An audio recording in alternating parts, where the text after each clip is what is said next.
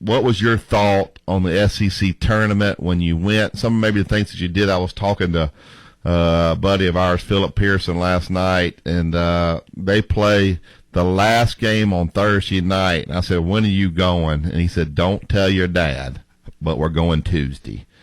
He said he's going to be mad at me, but we're going on Tuesday. And they don't play till the last game on Thursday night.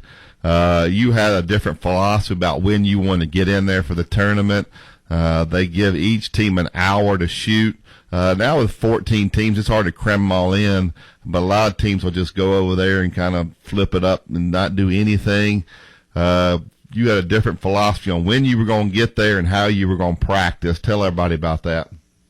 Well, I wanted to get there as late as possible. When you get to a place where you've got a 4 or 5 day period in order to try to win a tournament, about the second day, your guys get the longing for their girlfriends. They try to find the phone. Back then, we didn't have a lot of cell phones, but they'd get antsy on me, and they'd be miserable. So I would go as late as I possibly could go. I would try to get my shooting period as the last shooting period. So that's the first thing. So, but prior to that, we put in a few things differently for the tournament because we'd been scouted to death. Not that we were going to outcoach anybody because players win tournaments, but we changed a few things and had done so. Had been doing something like that for about 2 weeks, practicing it for 2 weeks, and just put it back in our stuff. So we had a few things that were different. When we got there, we shot a lot, and for whatever reason, we scrimmaged. We went up and down.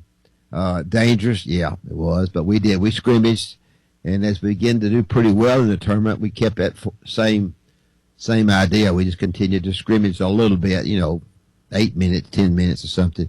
But we did some stuff full court, and so that's a little bit different. And then, we tried to emphasize the biggest part of playing in a tournament is the mental part.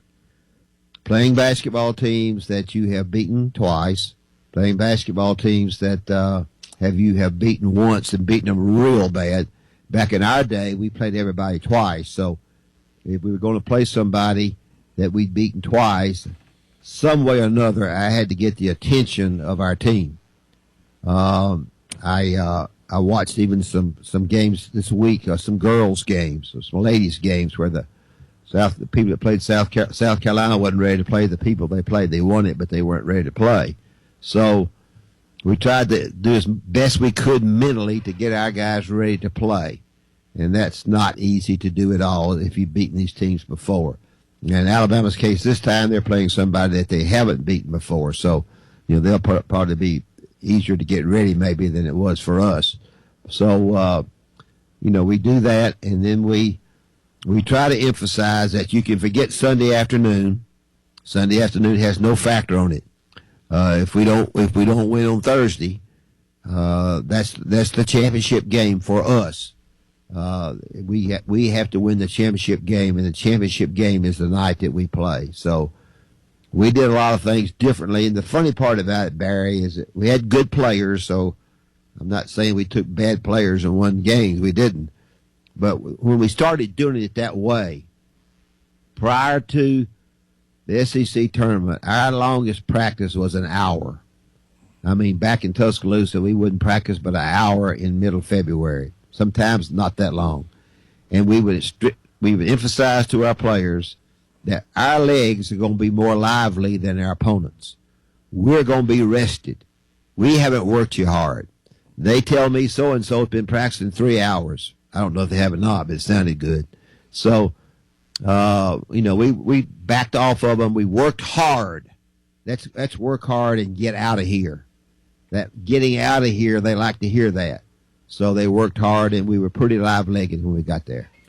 Yeah, another thing that you guys did I always thought was interesting, and I bought into it, was you never would take your team over there. Let's say it was like it was this week, and you were one of the 4 teams that got buys. You'll see a lot of those teams over there on Thursday just watching the tournament. You never would let your guys go over there. They never watched any games. and they would watch the game prior. So if you're going to play at 8, you would tell them, hey, watch the 6 o'clock game at halftime when the second half starts. Then be dressed and come on down the bus then, and we'll get over to the arena. So they never saw an Alabama basketball player in that arena watching another game.